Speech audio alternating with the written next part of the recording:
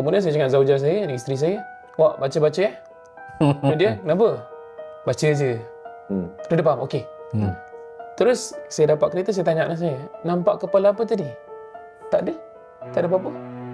So saya tak sure dia nampak tu dia main-main cakap ke dia nampak tapi dia tak sure tu apa. Jadi bila saya tengok, saya nampak kepala saja. Wal'iyadzubillah. Dan cuma saya percaya ini ujian Allah SWT. Saya tak boleh nampak. Secara zahir saya tak nampak. Kita tak amalkan ilmu-ilmu tu. Yang batil. Tak ada dalam agama, tak pernah ada. Jadi bila tak nampak tu ujian.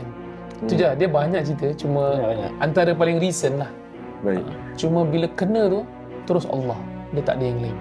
Jadi kalau kita tak betul-betul, you main tangan boleh gini tau. Bila you nampak tu, you akan mata you akan berair. Sebab tu, yang saya pelik, macam mana kalau kita buat paranormal punya live, you nampak tapi you tak takut. Ustaz, I want question you. Rubel ni banyak soalan. Pastinya anda di rumah pun banyak soalan mengenai solat. Bagus, satu inisiatif yang baik kalau tanya pada orangnya. Jadi JM San ingin mengajak anda untuk menonton selepas rancangan Our Next Guest ni, ada satu lagi segmen khas untuk memperhalusi solat, untuk menjawab soalan-soalan mengenai masalah solat.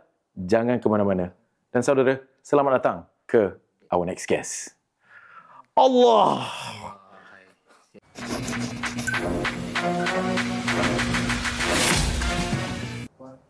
Alhamdulillah, terima kasih saudara kerana klik episod yang kedua bersama Our Next Guest, Ustaz Tamliha dan juga Ustaz Ruknuddin dari Ruqyah.sg.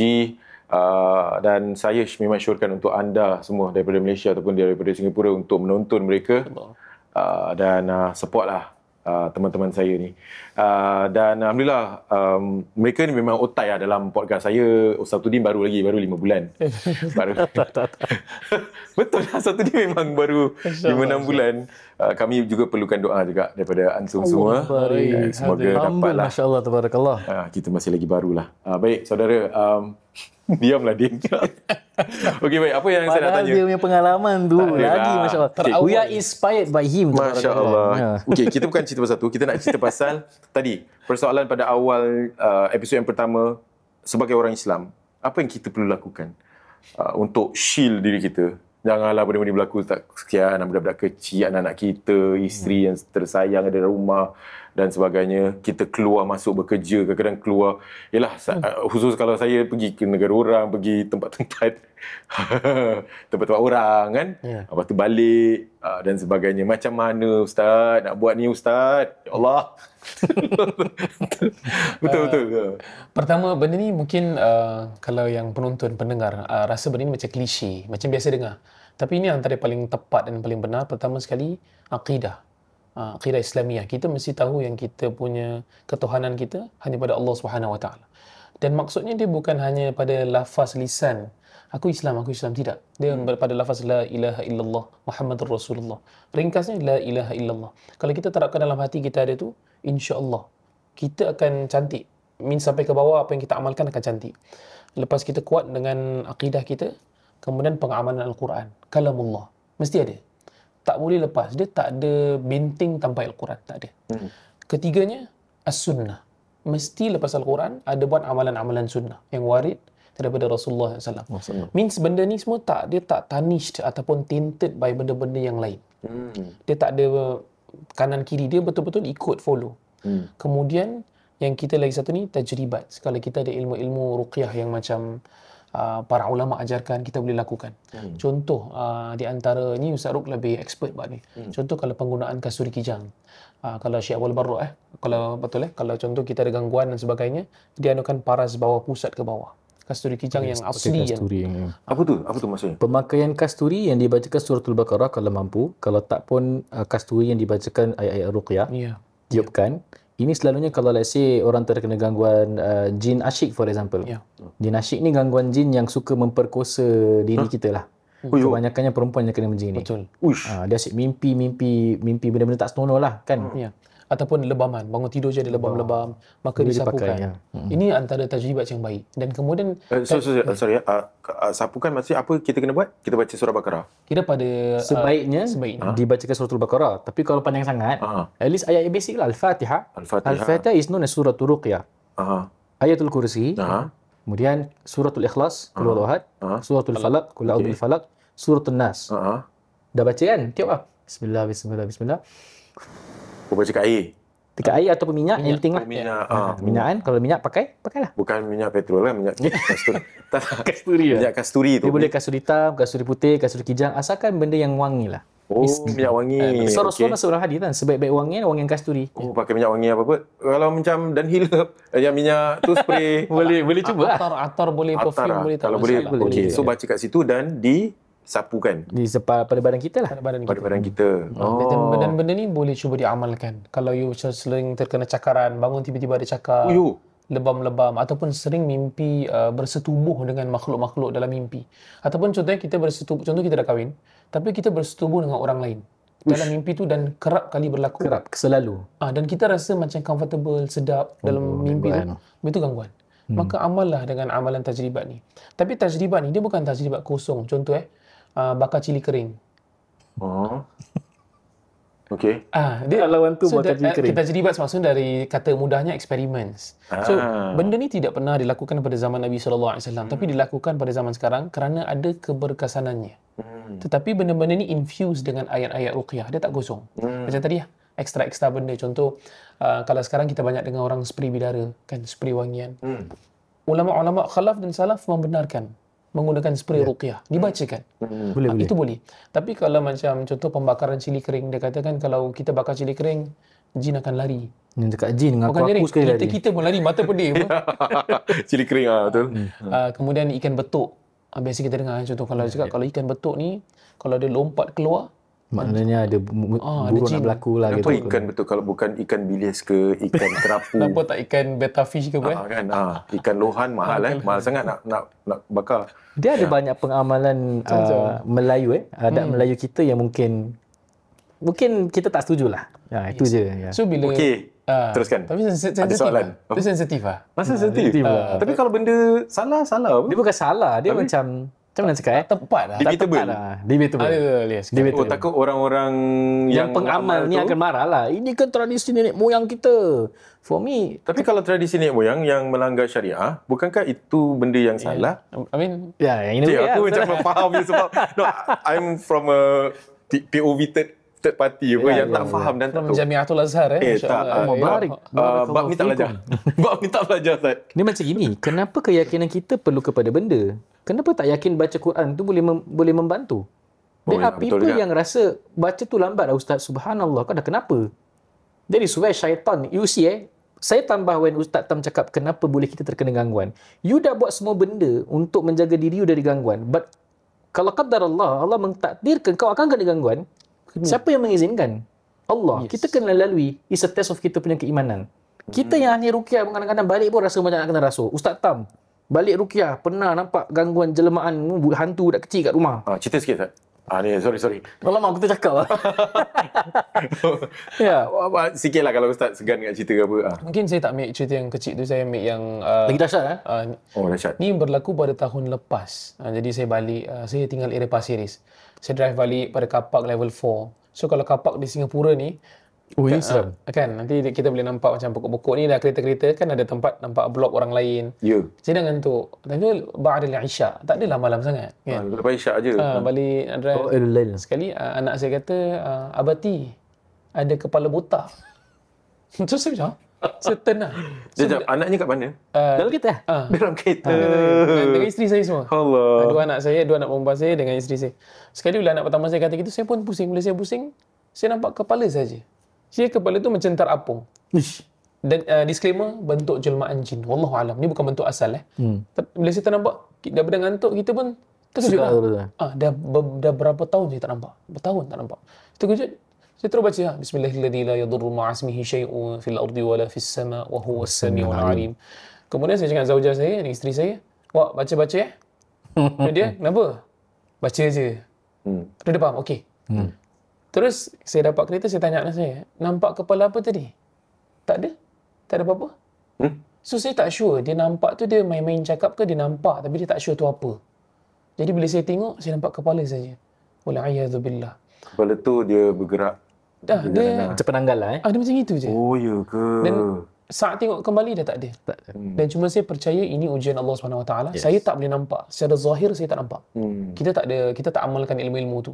Yang batil. Tak ada dalam agama, tak pernah ada. Jadi bila tak nampak tu ujian. Itu je. Dia banyak cerita, cuma antara paling recent lah.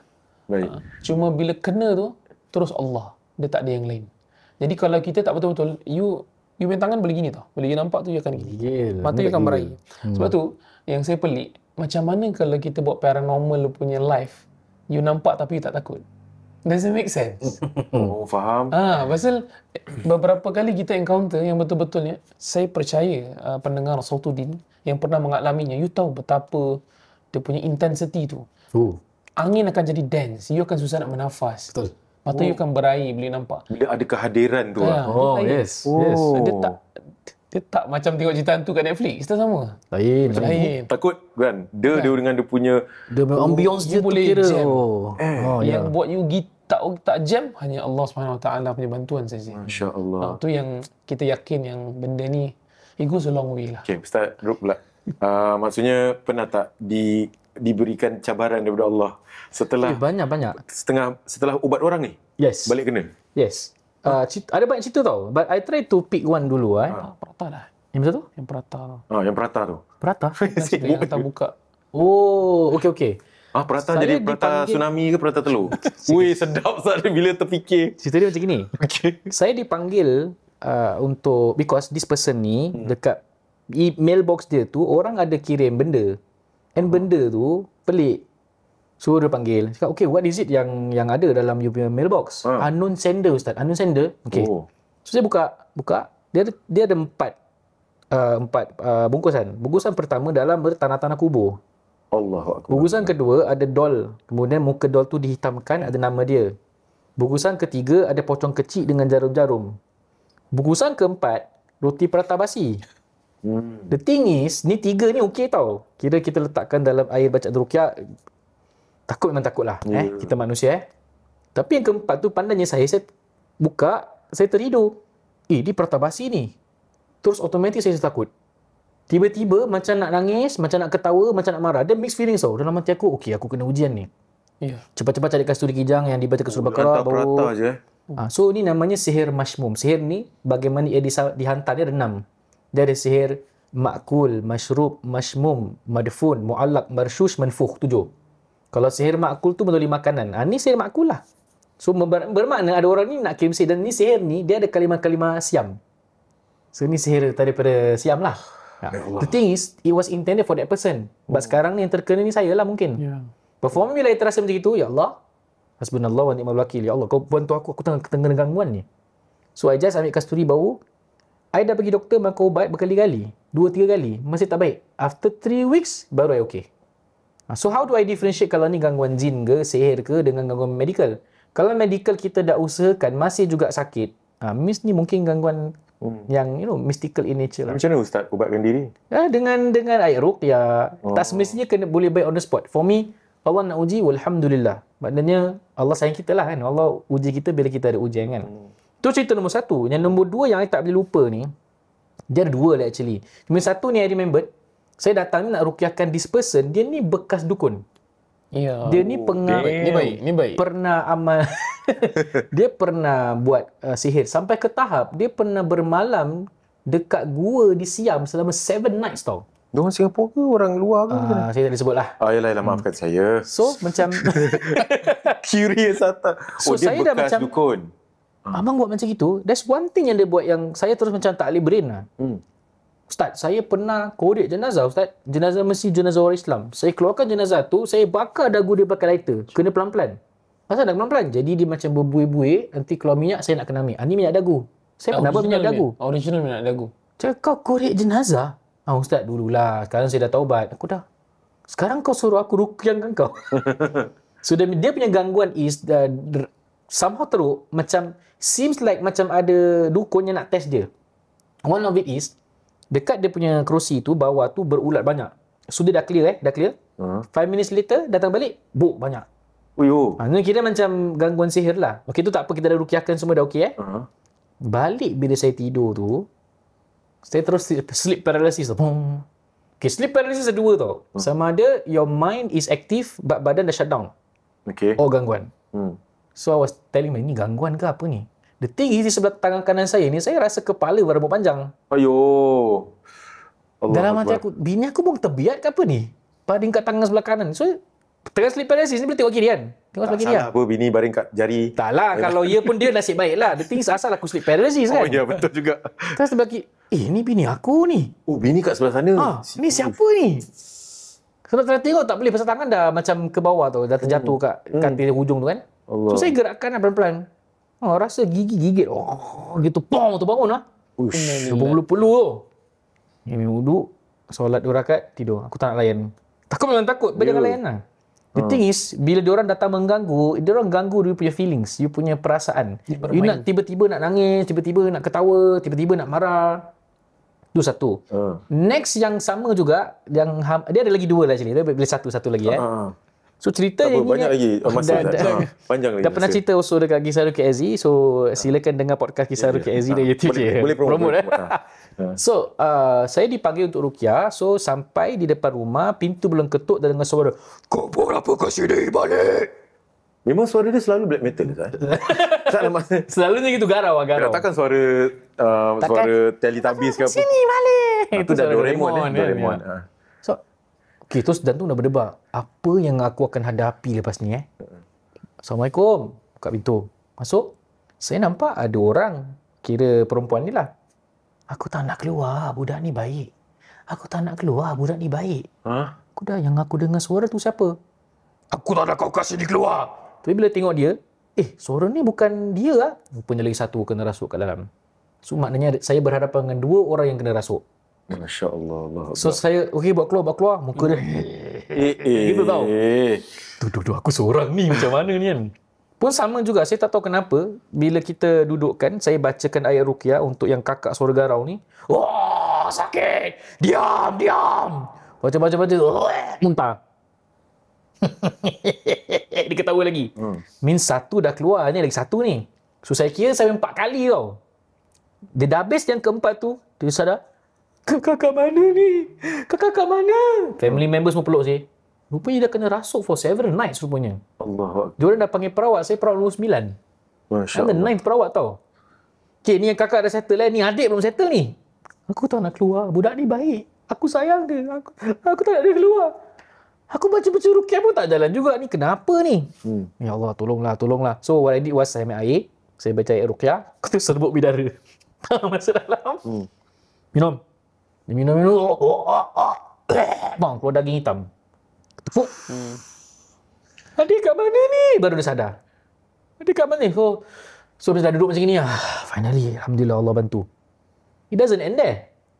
It doesn't end there. Oh yo. Tahu apa sebab dia orang kena ganggu? Kenapa? Back to the first topic kita berbual. Diorang ni tengah tunggu rumah yang dah kosong for 2 years. Diorang nak pindah ni. Bab masuk tak baca bismillah. Tak beri assalamualaikum. Main masuk gitu je. From there, diorang start kena rasuk. Means gangguan dia tu mungkin disebabkan jin yang duduk dalam rumah yang kosong. Diorang tak buat the necessary, terus kena rasuk. No, the story doesn't end there. Bila balik, saya pula rasa nak kena rasuk. The feeling that I said, saya dah lama tak ada this feeling. Ni early days lah. So, dia ada kes baru yang berlaku, saya hampir rasa benda yang sama. Which is, aku nak rasa macam nak ketawa, apa ni? So, I was like, belum tenang tau, apa salah macam gini? Gitu. Dan nak ketawa tu. Allah Akbar. Macam nak sedih. Lepas tu, nangis, nak sedih, garau. ketawa. Ni aku gangguan ni. Sudah balik rumah, dah duduk kat dalam dapur. Macam mana ni? Ya Allah, tolonglah ya Allah. Macam mana ni? Dah baca-baca ayat ruqyah ni. Masih tak tenang lah. So, saya call saya punya mentor lah. Tolong aku besok kau ruqyahkan aku. Kau rasa aku kena gangguan? Aku macam nak kena rasuk ni. Okay, Ustaz, relax. You pergi mandi air bidara. You pergi solat sunat taubat. So, I try lah mandi air bidara. Betul lah works lah. Dia punya perasaan tu dah nak macam semakin kilang. So, I solat sunat taubat tu tengah solat Allahu Akbar. I rasa angin satu badan keluar. Few second, bop, terus hilang. Terus that feeling, hilang tau. Dah tak rasa macam nak ketawa ke, nak gini ke. So, dalam hati aku, mungkin inilah yang dimaksudkan dengan gangguan orang. Syarat untuk merawat, harus dirawat. Syarat untuk merawat, harus dirawat. Bermakna, before kita nak rawat orang, rasa dululah apa orang rasa. So, you know, bila orang kena gangguan, is no laughing matter tau. Kan, kes 2 budak ni and all lah. So I think itu je lah cerita dia. Ada masa lagi ke? Ada banyak lagi Oh, masa. banyak. Okay, lagi satu cerita last. Kita akan dengar kalau nak stop kita akan dengar satu suara daripada Syafiq, bukan suara orang lain. Dia cakap wrap up. Wrap Dia kata up. Okay. Tapi kita teruskan je, tak apa. Okay. Ustaz Tam pula, mungkin Ustaz Tam pernah handle seorang your client Banyak sakit. juga cerita dia ni. Antara yang Ustaz tak dapat dilupakan. Nak tahu juga ni. Kalau saya tak sure saya dah pernah share ke tidak. Tapi kalau cerita ni berlaku, Ni Sautudin dia first time. first time. Everything is first time for Sautudin. Yeah. Okay. Bismillah. Satu kedua. Satu cerita. Dua. Kita ada third episode lagi. tabarakallah. Boleh sambung. Seronok pula cerita tu. Tapi saya penakut. Rasa macam ya Allah menyesal pula aku buat takut sendiri. Ya Allah Akbar gitu kan. Di antara klien yang terakhir saya dengan saya punya partner, lepas ni kita cakap kita dah dapat cukup pengalaman, kita dah buat setahun lebih, 2 tahun, kita akan split. Maksudnya dalam company saya dia akan buat seorang, saya akan buat seorang. Baru-baru kita pair up together. Jadi kita dapat backup each other. Dia susah senang bersama lah. Contoh kita pernah masuk store yang ada banyak patung-patung dan sebagainya. Sebelum orang tu pindah, dia masuk, dia terus melutut. Dia drop. Nak muntah dan pening.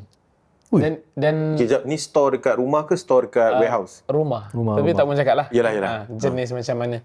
So ada patung-patung tu dia terdrop, termelutut, saya tarik jubah dia, saya suruh ambil wuduk, dia keluar. Pada hari yang lain, pada masa yang lain, pada klien yang berbeza, pasien yang berbeza, ada banyak barang-barang wafak, tangkal-tangkal. Kemudian ada satu ni bentuk kuku harimau hutan. Tapi sebenarnya kucing hutan, bukan harimau. Saya macam, insyaAllah benda ni tak memberi kesan. Kita gitulah, yakin. Tapi keyakinan tu tanpa bacaan. Yakin macam yakin kosong itu lah. Pasal kita ingat kita macam dah steady kan. Kita dah biasa apa, dah setahun lebih, 2 tahun apa. Hari-hari buat. Bila pegang, saya rasa dunia saya macam berbusing lah. Ia macam macam hayal, tapi rasa nak muntah. Terus saya cakap kawan saya, Di, aku keluar sekejap boleh? Dia tengok saya gini, okey. Saya keluar, pasal saya paisi nak pergi toilet rumah orang. Saya dah nak muntah. Saya keluar ke rumah dia, saya pergi sebelah tangga, muntah kahak, keluar. On the spot. Sejak hari tu, saya tak rasa macam kita boleh ambil enteng. Kita jangan overconfident. Jangan over berani, jangan penakut sangat. Jangan penakut sangat, jangan berani sangat. Dan kalau beraninya kita tu dengan ayat-ayat sosial Quranul Karim. Kemudian ini yang berlaku tahun lepas, 2024. Masya Allah. Di Madinah Al-Munawwarah. Oh, ni rabak. Ni rabak. Ni teruk. Kalau kita dapat share dengan pendengar Sautudin, ada hadis-hadis yang sahih dalam riwayat menerangkan di Madinah ni ada jin-jin. Ada jin dia, yes. Contoh kalau ular yang masuk di rumah jangan terus bunuh, maka halaulah. Boleh cakap apa ni, kita boleh suruh keluar dengan izin Allah dan sebagainya. Baik, itu dalam hadis. Kemudian apa yang saya lalui pada di funduk lah di hotel. So bila duduk tu, dan yang di sebelah saya mutawif saya tu ialah Roqi, perukiah yang ikut dengan saya dulu partner. Dia jadi mutawif saya sekarang. Kemudian lagi satu ada one of kita punya sponsor. Dia ikut. Pada saat tu kita baru habis sponsor saya ni baru habis talaqi ayat-ayat ruqyah dengan saya di Nabawi. Dia cakap, dah settle, dah hafal, alhamdulillah, balik lah. Nak tidur malam tu Allah uji. Pertama saya kena sleep paralysis, saya rasa normal. Terus saya bangun kan, diorang tengah tidur tau. Terus saya bangun, saya cakap, korang okey tak semua? Sekali dia kata, Asal, yang tadi bangun tau. So dia cakap, okey? Oh, okey. Bila saya pusing, saya nampak sebelah perukiah tu saya tu ada makhluk hitam tengah tengok dia gini. Maksudnya saya pun tak expect. Kita tak terfikir. Tak sangka lah. Saya nampak, kita macam apa benda tu? Pasal gelap. Samar-samar, tapi pastinya kita 3 sedang baring. Sekali saya cakap dia, Di, kau okey? Dia bangun, pergi toilet muntah. Normal lah. Terus saya cakap, ni dah. Terus saya cakap, sebelah kawan ni cakap, Isra baca. Dia dah baca Ayatul Kursi. Dia pula kata dia nampak di tingkap makhluk hitam. So maksudnya semua dah tally tau sekarang. Tally. Dia dah bukan saya seorang. Sekali kawan saya cakap, aku keluar sekejap, aku ambil angin. Dia tak bernafas kat bilik tu. Dia keluar sekejap. Terus saya dengan ni 2 orang. Kemudian dia patah balik tau. Kemudian saya cakap, okey, sekarang ceritanya apa ni? Siapa nak baca? Semua hafal apa? Semua tahu kan? Okey, saya cakap, dia wakil lah. Dia cakap, masa kita penat kan, kita bawa orang jemaah semua. Dibacakan. So, sebelum dia baca tu, kita dengar ada bunyi ketawa. Ini wallah, saya tidak merubah cerita ni. Ni bukan narration. Dengar di belah kanan atas kita punya tembok macam ni. Selalu gitu. Ada dengar ketawa yang bunyi macam kambing. Gitu Wallah. Baik gitu Mungkin Pelik. Korang boleh buat lawak lah. Aku tengah takut ni. Masya Allah. Bila saya dengar, Ketawa macam kambing ke? Kambing ketawa ke? Apa? Macam ketawa. Macam kambing ketawa. Macam kambing ketawa. Bunyi kambing tapi ketawa macam ketawa. Biri-biri ke gurun? Tak ada, maafkan saya. Tak ada nak. Sebab tengah takut jadi nak buat lawak. Korang jangan salah faham saya. gitu Jadi bila saya dengar tu, maka terus saya cakap dengan si Isra tu, kau tekan ayat sekarang. Terus dia Allahu la ilaha illa huwal hayyul qayyum. Lepas tu baru macam bilik tu macam tenang tau. So saya kata okey, sekarang ni siapa nak ngantuk tidur dulu, saya tak tidur dulu. Saya cakap saya akan baca pelan-pelan. So you tidur dulu. Pasal kita eventually we need to sleep. Kita nak kena menyantuni jemaah besoknya, bawa ziarah. Saya cakap kita tak boleh tak tidur. Ni benda tak akan habis tau. So saya cakap dia tidur, saya baca. Baca sampailah saya terlelap, maka kita bangun subuh dalam keadaan yang selamat. Cuma dalam keadaan tu jarang-jarang kita ramai-ramai member kena serentak. Itu rare Di Madinah Al-Munawwarah, kenangan. Tapi saya tahu tanah yang ada Nabi SAW, takkan Allah tak bantu kita. Pasti. Cuma maksudnya benda ni berlaku. Dan apa yang saya nampak tu, ternampak tu, bentuk jelmaan, bukan bentuk asal jin. Kerana manusia tidak akan nampak bentuk asal jin. Tak akan nampak. Yang kita tak nampak pocong, pontianak, apa-apa. Itu semua jelmaan. Bukan bentuk asal.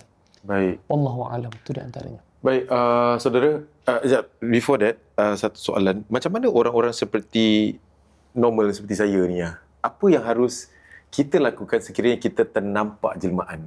Apa yang kena buat? Macam ternampak tadi jelmaan jin kan? Apa yang harus kita lakukan? Jawapannya di episod yang ketiga. Jangan ke mana-mana.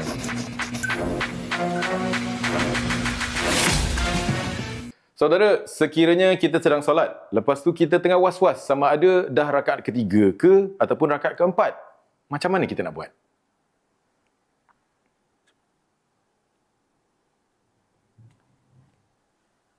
Saudara yang dimuliakan Allah SWT, sebagai manusia kita tak dapat lari daripada perasaan-perasaan ini. Perasaan was-was, ragu-ragu. Kita tak pasti solat kita 3 rakaat, 4 rakaat ke macam mana. Dan was-was ini sebahagian besarnya datang daripada syaitan yang akan mengganggu kita di dalam solat kita. Nampak solatnya macam khusyuk, tetapi dalam pemikirannya otak ni 3-4. Itu masalah dia. Jadi dalam kaedah fikir kita ada satu kaedah yang sangat biasa kita dengar ataupun pelajar akan mendengar kaedah fikir ini, iaitu al-yakin la yazulu bisyak. Keyakinan itu tidak boleh dihilangkan dengan keraguan.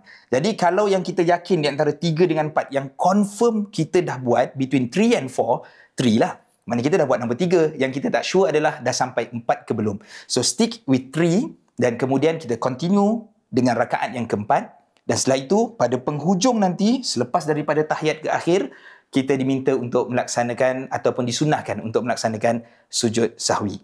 Itu untuk cover baliklah segala apa yang kita lupa.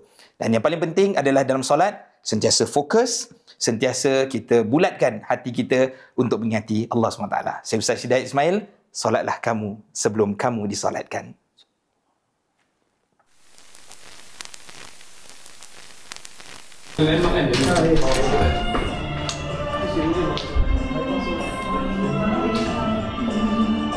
Fadal. Sila duduk. Terima kasih. Selamat Raya. Selamat Raya. Silakan. Dia vibe dia vibe seram-seram sikit. Macam tu.